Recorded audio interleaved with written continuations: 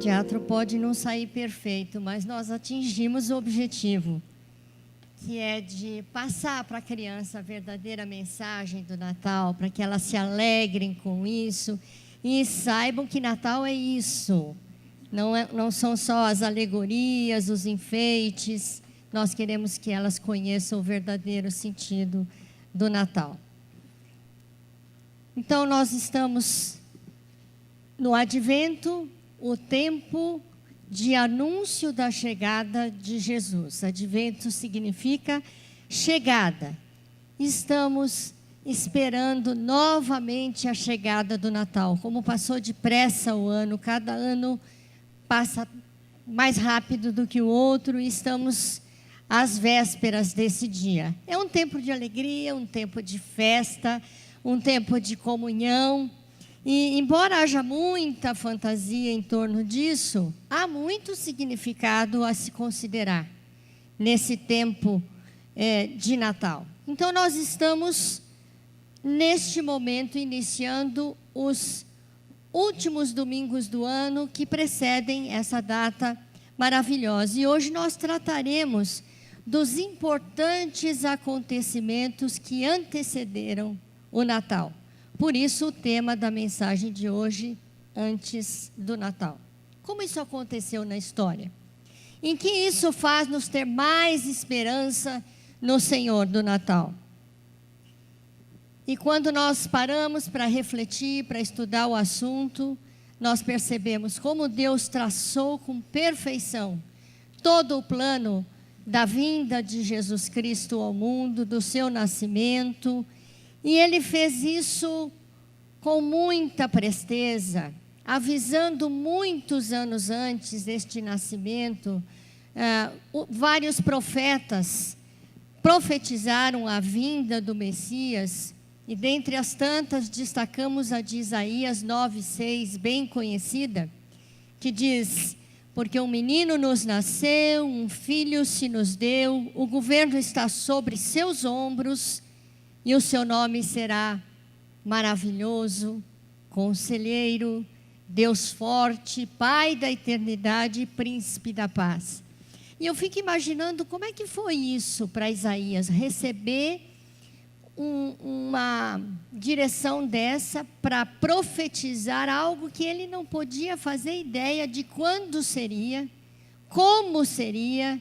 Eu penso que Isaías não teve quase nenhuma noção, ele só obedeceu, recebeu o recado, fez a promessa e essa promessa se cumpriu. Sabemos que Jesus veio, que Jesus nasceu, que Jesus cumpriu o chamado de seu Pai, glória a Deus por isso. E Isaías também profetizou que esse reinado de Jesus Cristo era um reinado que jamais teria fim. Um reinado para sempre, que ele viria para os seus para sempre. Mas Deus usou também, além dos profetas, para anunciar com muita antecedência o que haveria de ser, Ele usou também pessoas que participaram desse plano. E Lucas, o autor do terceiro evangelho, ele se propôs a realizar uma pesquisa minuciosa de investigação sobre o nascimento de Jesus. E ele inicia o evangelho que escreveu dizendo: já tem muita coisa escrita sobre isso e registrada, mas achei por bem fazer uma pesquisa ainda mais acurada do que foi esse propósito de Deus. Porque havia na época uma preocupação muito grande com os cristãos, com o cristianismo crescendo, e uma rejeição muito grande aos cristãos, porque tinham medo que esse reino de Jesus, que esse Messias que viria para roubar o governo dos homens, para tirar das mãos dos homens o governo.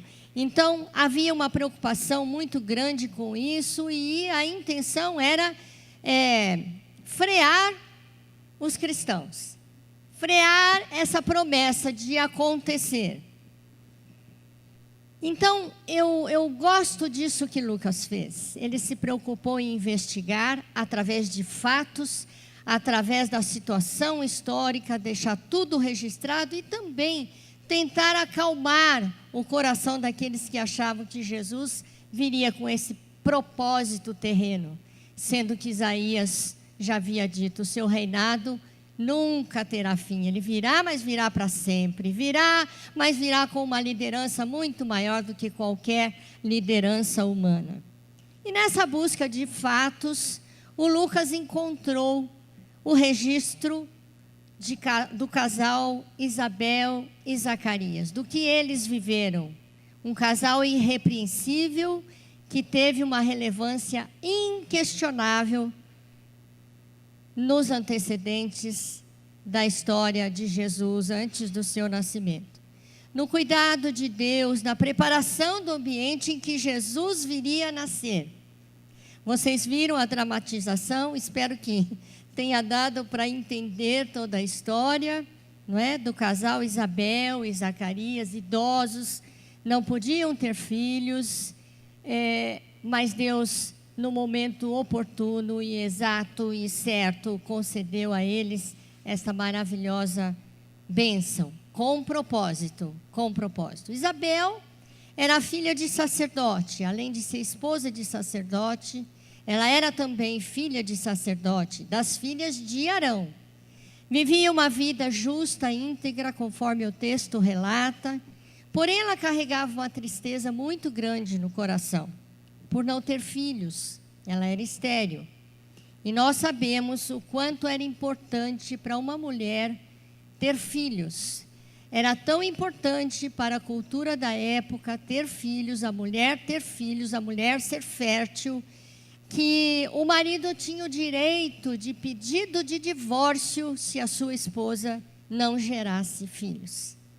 Mas Zacarias, ao invés disso, foi fiel ao Senhor, serviu ao Senhor e orou por anos e anos ao Senhor pedindo filho e manteve-se firme ao lado da sua esposa. Zacarias, seu marido, que era sacerdote, como dissemos, um homem cheio de esperança, que ficou firme, independente de estar recebendo ou não a resposta à sua oração.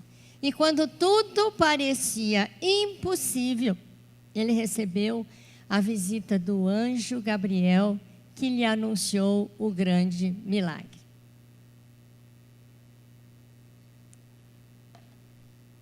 Lucas 1, 13, 15 relata essa visita do anjo a Zacarias. Disse-lhe, porém, o anjo: Zacarias, não temas, porque a tua oração foi ouvida. E Isabel, tua mulher, te dará à luz um filho, a quem darás o nome de João. Pois ele será grande diante do Senhor. Não beberá vinho, nem bebida forte, e será cheio do Espírito Santo já desde o ventre materno. Observem isso, que logo lá na frente vamos tocar nessa questão de João já ser separado, consagrado ao Senhor desde o ventre de sua mãe, porque Deus tinha um plano para a vida dele. E até na questão da dieta que ele deveria fazer, dos cuidados alimentares que ele devia ter, o anjo trouxe todo o recado para Zacarias. Que esperança extraordinária a de Zacarias. Quando tudo dizia o contrário, ele creu e orou contra a esperança, como Abraão, e também recebeu a promessa. É uma história fascinante, maravilhosa, tocante, que tem muito a nos ensinar. E eu gostaria de fazer alguns destaques dessa experiência de Isabel e de Zacarias e extrair disso ensinos para a nossa vida, porque tudo que está registrado na palavra não é simplesmente um conto histórico para conhecermos a razão dos acontecimentos, mas para aprendermos como nosso Deus é tremendo, é cuidadoso, é é organizado, é planejado, ele não faz nada de improviso, não é? Ele criou o homem e a mulher, colocou lá no Éden, eles pecaram, e ele não se assustou com isso. E agora meu plano não deu certo, o que eu faço com esse homem que pecou, sendo que eu pus no paraíso para viver sempre em alegria, em paz, no paraíso? Não, Deus já tinha tudo traçado e Jesus já participou desde o início de toda a criação e tudo já estava traçado por Deus, porque Ele é um Deus que não tem princípio, não tem fim, conhece todas as coisas, sabe do começo ao fim tudo como será. E então, tudo que nós precisamos saber acerca deste Pai maravilhoso está nesse livro aqui. Por isso precisamos conhecê-lo em profundidade, porque tudo o que precisamos saber está contido neste livro. Tudo que você precisa saber dos propósitos de Deus para a sua vida está registrado na palavra, através das revelações dadas aos profetas para o seu proveito também. E eu gosto do que está escrito em Amós 3:7. Acompanhem comigo o que diz Amós 3:7. Certamente o Senhor Deus não fará coisa alguma sem primeiro revelar o seu segredo aos seus servos, os profetas. É importante a gente saber disso. E aquilo que ele disse para os profetas, revelou para os profetas, é revelação também para a nossa vida. Vamos dizer juntos esse texto, queridos? Vamos voltar lá? Certamente o Senhor Deus não fará coisa alguma sem primeiro revelar o seu segredo aos seus servos, os profetas. Nós podemos aprender como nos relacionar, como trabalhar, como administrar finanças, como preservar a nossa vida, a nossa saúde, o nosso físico, a nossa mente. Somos templo do Espírito Santo, a nossa vida espiritual, como viver em família. Tudo que precisamos saber está revelado nesta palavra. E se confiarmos e obedecermos, encontraremos a direção para tudo na nossa vida. Um segundo destaque que eu gostaria de fazer é que Deus não tarda, não falta, não falha. Deus não tarda, não falta, não falha. Podemos dizer isso juntos? Deus não tarda, não falta, não falha. Zacarias e Isabel eram fiéis a Deus, mesmo não tendo a sua oração atendida por anos e anos. Diz o texto de Lucas 1:6, que ambos eram justos diante de Deus, vivendo de forma irrepreensível em todos os preceitos e mandamentos do Senhor. Eu fico pensando que postura exemplar desse casal. Que postura difícil de imitar, sermos justos diante de Deus, vivendo de forma irrepreensível, mesmo quando as coisas não estão bem ou não estão como a gente gostaria que estivesse.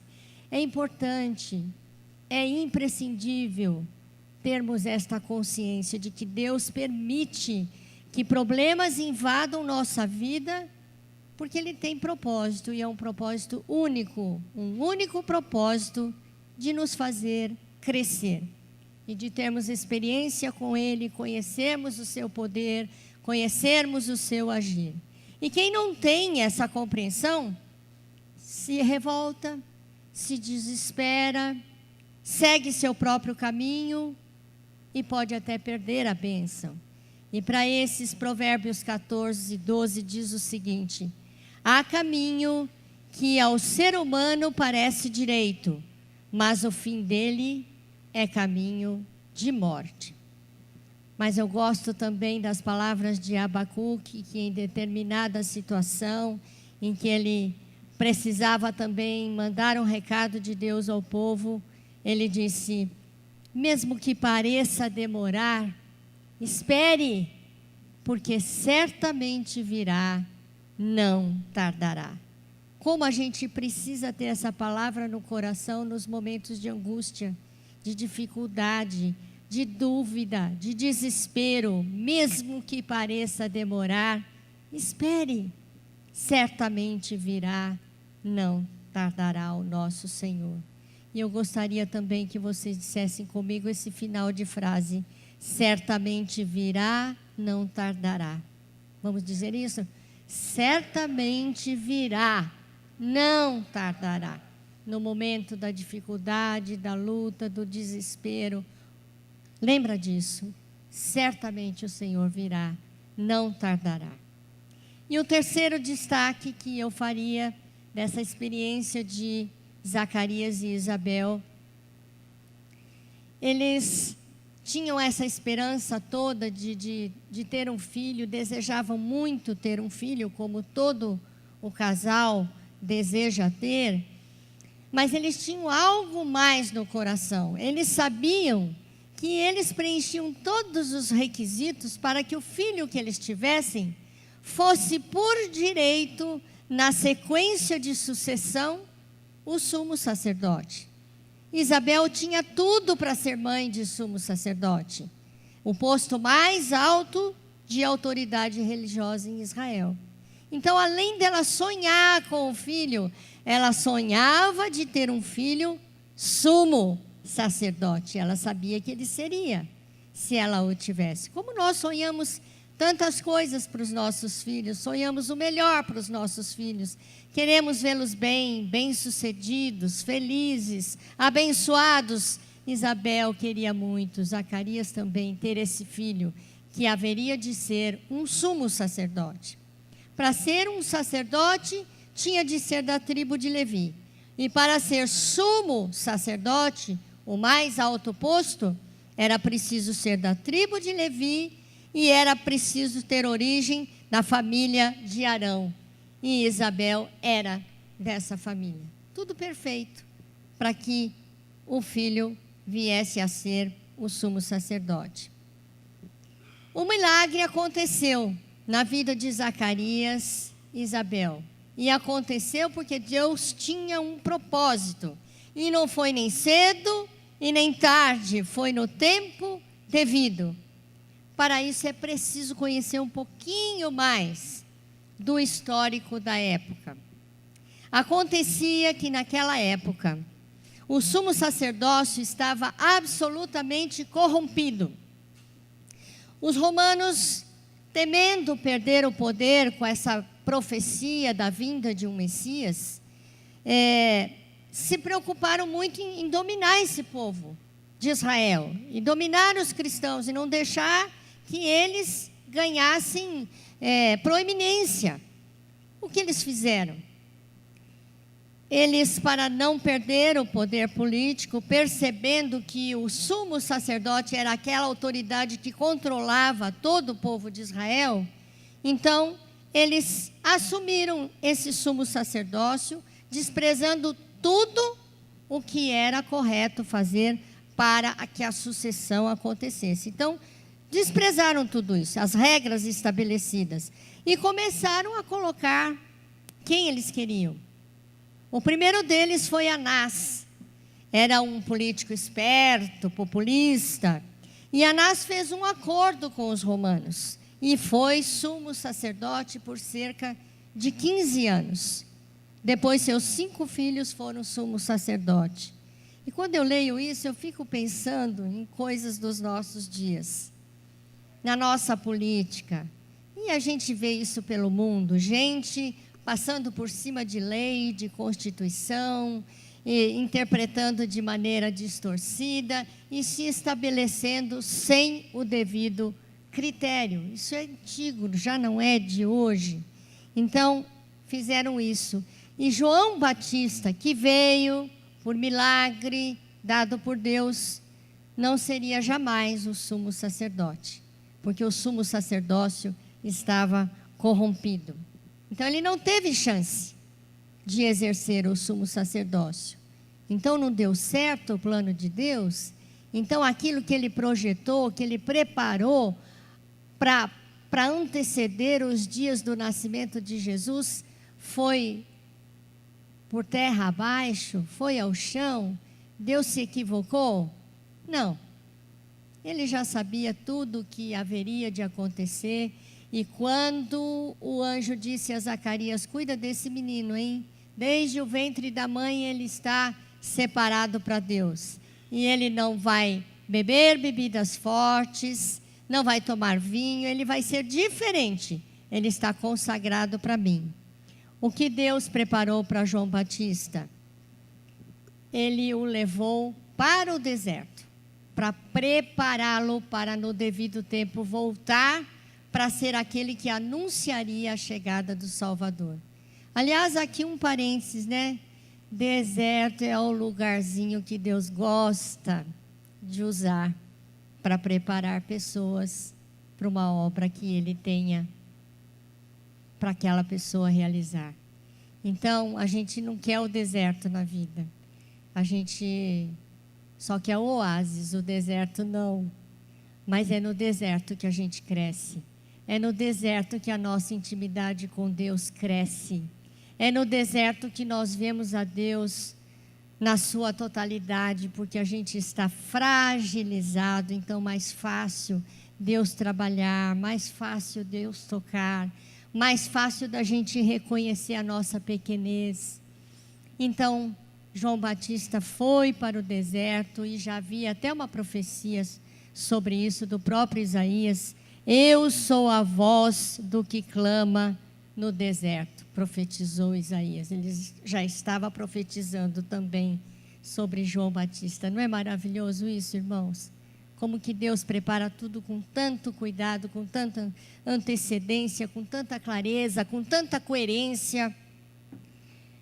E assim o Senhor preparou João para que quando ele viesse cheio do Espírito Santo para exercer o ministério que Deus havia preparado para ele.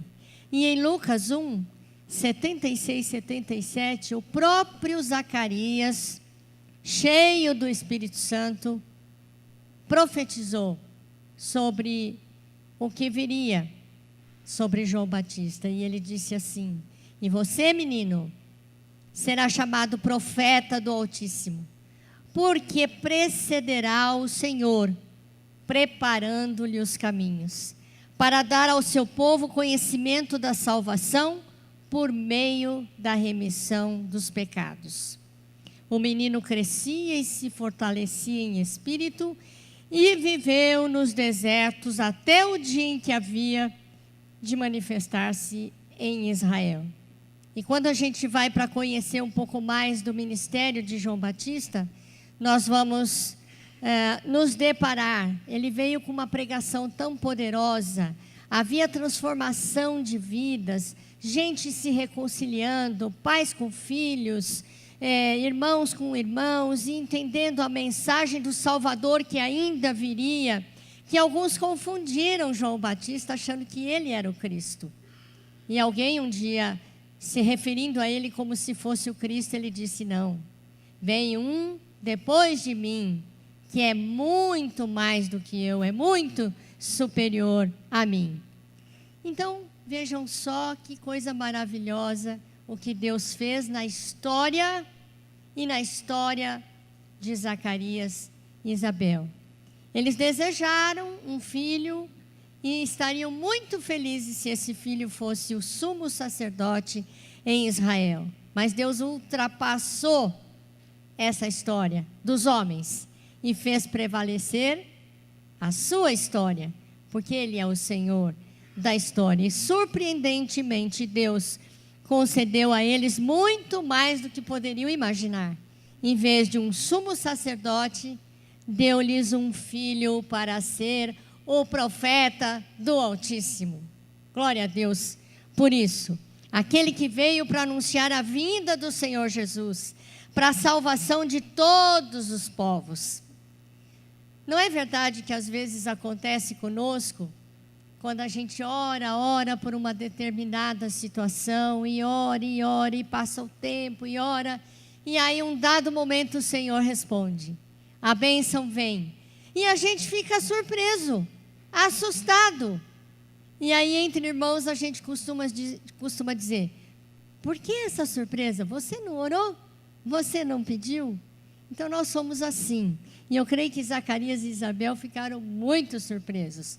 Porque se Deus tivesse dado a eles o filho na juventude deles, ele seria simplesmente um sumo sacerdote quando chegasse a sua vez de sucessão por direito. E eles já estariam felizes por isso. Mas Deus fez muito mais com o sonho do coração deles, com o pedido, com a oração que eles fizeram. Deu-lhes o filho bem mais tarde, mas eles foram fiéis, não se revoltaram, não desprezaram o Senhor, receberam a bênção do filho para um momento histórico inesquecível que estamos até hoje nos nossos dias relembrando. Então, que presente, que maravilhoso presente o Senhor deu a Zacarias e Isabel. Como valeu a pena, como o Senhor os surpreendeu com muito mais do que eles haviam pedido. E caminhando já para o final, eu gostaria de destacar aquele versículo que o anjo, quando visitou Zacarias da parte de Deus, declarou em Lucas 1,14: em ti haverá prazer e alegria. Imagine como Zacarias recebeu essa declaração do anjo. Em ti haverá prazer e alegria. Isso foi dito para Zacarias, mas esse é o nosso Deus. Ele quer nos dar prazer e alegria também. Ele quer também surpreender você naquilo que você está vivendo, naquilo que você tem orado e pedido a Ele. Essa promessa é também para você. O Senhor também quer prazer e alegria para a sua vida. Portanto, fique firme no Senhor. Não se desespere. No momento oportuno, no tempo de Deus, que é o Kairos, é o tempo especial, é o tempo específico para um dado momento, é o tempo de Deus, não o meu tempo, não o seu tempo.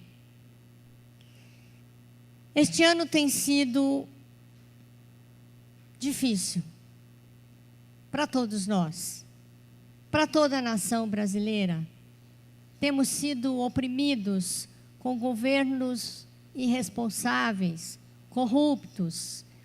Isso tem refletido na economia do país, tem refletido na nossa própria organização de vida. Mas a gente vê pelo mundo também muitos desmandos, muito desrespeito. O ser humano está ficando cada vez mais petulante, achando que ele pode todas as coisas, perdendo o respeito a todas as coisas. E às vezes a gente fica muito ressentido de tudo isso. Mas não podemos nos entregar a isso. É por isso que a gente precisa conhecer e sempre se lembrar e sempre saber das manifestações na vida dos filhos do Senhor. Ele trata com cuidado, Ele protege de alguma maneira. Se for preciso, Ele ultrapassa a história que estamos vivenciando para nos abençoar, para nos cuidar, para nos proteger. E é nisso que precisamos nos agarrar, queridos, para que a gente não fique acabrunhado para baixo, achando que jamais vamos sair de determinadas situações. O Senhor quer enxugar as suas lágrimas, quer converter o seu pranto em riso. Ele quer eliminar a infertilidade na sua vida, seja em que área for. A infertilidade nos relacionamentos, a infertilidade nos laços familiares, a infertilidade nas finanças, nos projetos de vida. Quanta coisa a gente tenta fazer, começa e não prossegue, não vai para frente. Ficou um projeto estéril que não deu resultado algum. A infertilidade na vida espiritual, ficamos apáticos, abatidos, nos entregando às circunstâncias, sem nos lembrarmos, sem buscarmos o nosso Senhor, o poderoso que tem o controle sobre tudo e sobre todas as coisas. Ele quer tirar-nos da infertilidade espiritual, a infertilidade da igreja, a infertilidade na esperança de dias melhores. O nosso Deus quer prazer e alegria para a sua vida, para a minha vida, para o nosso país, para a igreja. Ele quer resultados positivos e óbvio que Ele vai usar pessoas, Ele vai usar as revelações da palavra, vai usar pessoas na nossa vida, vai nos usar na vida de outros. É assim que Deus trabalha. Não é sentados esperando algo acontecer que a situação pode mudar na nossa vida, mas é sim na busca desse Deus maravilhoso, todo-poderoso. Meu irmão, minha irmã, não desanima não, espera, confia. Eu estou dizendo isso para vocês, mas eu estou dizendo isso para mim também. Tenho me fortalecido no Senhor para viver os dias difíceis que estamos vivendo. Mas eu creio que você crê também, que é só em Deus, é só no Senhor que poderemos sobreviver a tantas dificuldades e tantas lutas. O Senhor quer surpreender você com muito mais do que você possa desejar ou imaginar. Ele quer te surpreender. E Ele pode surpreender, porque o nosso Deus é poderoso e a Bíblia diz que Ele chama à existência aquilo que não existe. Isso é tremendo. O Senhor chama à existência aquilo que não existe. Você vê uma situação que não tem saída, que não tem solução, isso não vai ter jeito, mas o Senhor pode mudar tudo, porque Ele tem poder para chamar à existência aquilo que não existe. Está dito isso em Romanos 4:17. O Deus que vivifica os mortos e chama à existência as coisas que não existem. Então você precisa se lembrar disso. Não existe isso nesta situação. Não existe isso no meu casamento. Não existe isso nos meus negócios. Não existe isso na minha saúde. Não existe isso nas minhas esperanças. Eu não vejo expectativa de melhoria. Mas o meu Deus, poderoso e forte, que tem domínio sobre tudo, sobre todas as coisas, Ele pode chamar à existência aquilo que não existe e me favorecer, se assim for do seu querer e se assim for para a honra e glória do nome dEle. Amém, igreja? No devido tempo Ele se manifestará na sua vida. Creia nisso. No devido tempo Ele se manifestará e eu creio que cada um aqui tem uma situação de vida em que está aguardando do Senhor uma manifestação especial. E Ele vai se manifestar. E você saberá que Deus veio ao seu encontro. É preciso aguardar com fé, com esperança e com fidelidade no coração. Não duvidando de que Deus esteja não querendo fazer algo nesse sentido. Ele não está em silêncio, desprezível à situação que você vive. Ele está vendo todas as coisas. Ele está cuidando de tudo na sua vida, na minha vida. E no devido tempo, Ele se manifestará. Assim eu creio. Assim nos inspirou a palavra nesta noite, com essa experiência gloriosa de Zacarias e Isabel. E eu encerro com um texto de Lucas 1:37. Porque para Deus não há nada impossível. Vamos dizer isso juntos, queridos? Porque para Deus não há nada impossível. Amém, igreja? Que assim seja. Vamos ter um tempo de oração e eu gostaria que cada um por si agora orasse no sentido de colocar diante de Deus as dificuldades, as lutas, em que área há infertilidade na sua vida, em que área é preciso que Deus o capacite, o ajude a viver, a decidir, a enfrentar, a esperar o tempo de Deus. Aproveita esse tempo agora, fala com o Senhor. Derrama seu coração na presença dele.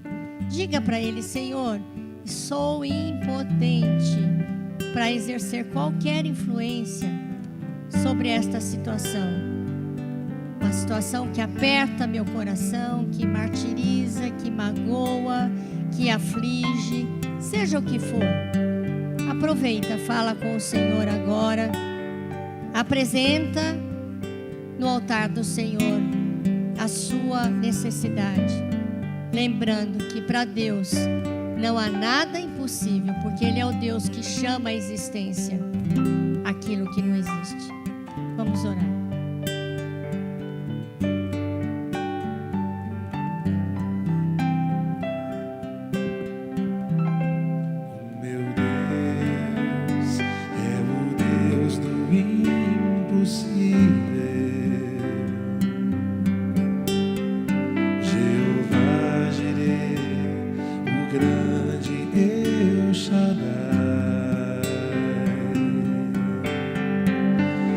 Abriu o mar vermelho e ao seu povo fez passar, que da rocha água limpa fez brotar. Meu Deus é o Deus do impossível,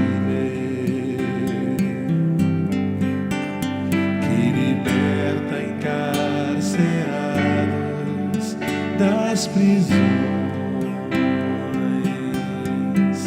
faz da estéril mãe de filhos, restaura a alma do ferido e dilata o amor nos corações, e dá vista aos cegos e aos surdos faz ouvir, faz a tempestade se acalmar. Andou por sobre o mar e aos mudos fez falar, paralíticos e coxos fez andar.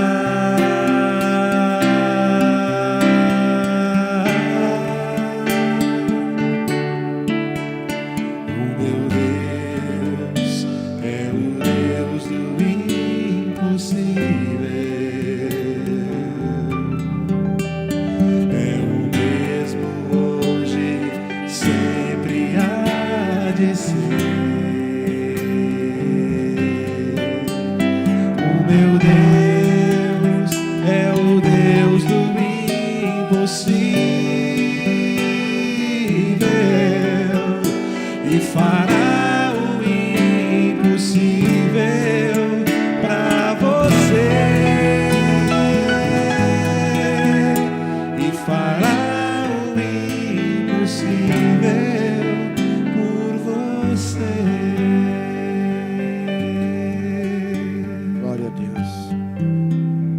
Esta palavra tenha falado ao seu coração, falou ao meu coração.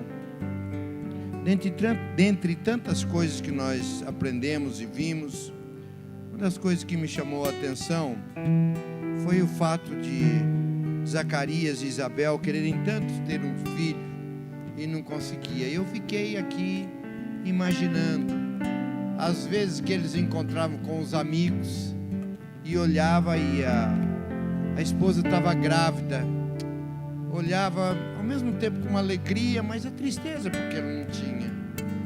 A Isabel não tinha seu filho. Quanto tempo eles devem ter orado nesse sentido, pedindo? E justamente num tempo mais impróprio. O texto diz que Isabel era estéril e que eles já eram avançados em idade. No tempo do impossível, quando já passou o tempo, Deus fez. Por que não fez antes? Porque Deus tem o tempo dele. Talvez você tenha orado. Ah, Deus se esqueceu. Ah, Deus não anda. Passou o tempo. Acabou o tempo. Mas Deus nos trouxe esta palavra nesta noite, que Ele é o Senhor do tempo. Ele é o Deus do impossível. Quando parece tudo perdido, Ele faz. Quem sabe você veio para cá nesta noite pensando, uma situação tão complicada, é impossível de resolver isso. Deus é o Deus do impossível. Ele faz o impossível tornar-se possível. Se você está vivendo um momento assim, e você crê que o Deus de Zacarias, o Deus de Isabel, está aqui, e que Ele pode fazer o impossível tornar-se possível na sua vida, em nome de Jesus, eu quero orar por você. Quero convidar você para se colocar em pé.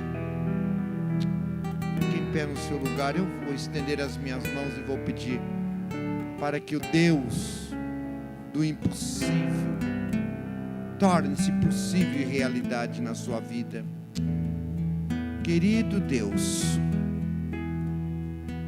não é por acaso que as coisas acontecem na nossa vida.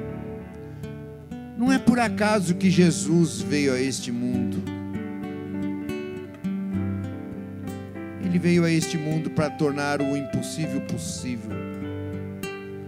Era impossível a gente ter uma comunhão com o Pai. Era impossível termos acesso ao céu. Mas Cristo Jesus tornou possível. O Deus que fez o impossível tornar-se possível na vida de Zacarias e Isabel. Eu quero te pedir em nome de Jesus, aqui estão esses irmãos e essas irmãs. Cada um traz no seu coração uma necessidade. Cada um traz uma expectativa. Quem sabe, ó Pai, irmãos e irmãs, orando há anos e parece que o tempo está passando e nada acontece, e às vezes até perdendo a esperança. Mas eu quero te pedir em nome de Jesus, que nesta noite seja renovada a esperança, a fé, a confiança no Deus do impossível. Eu quero te pedir uma visitação especial na vida desses meus irmãos e destas minhas irmãs, renovando-lhes a fé no Deus poderoso. Pai, demorou tanto tempo. O Senhor é o dono do tempo. Mas se o Senhor quiser, o Senhor pode ordenar hoje. Se o Senhor quiser, o Senhor pode ordenar hoje a bênção que cada um desses meus irmãos e dessas irmãs estão aguardando. Nós colocamos esses corações, essas vidas e essas necessidades diante do trono do Todo-Poderoso, que faz uma estéril engravidar-se, que faz um casal de velhinhos engravidarem-se, porque para o Senhor não há nada impossível. Então entregamos as necessidades, os anseios, as expectativas de cada irmão, de cada irmã, diante do Deus Todo-Poderoso, e ficamos aguardando, em nome de Jesus, em nome de Jesus. Deus é o Deus Cante conosco em nome de Jesus.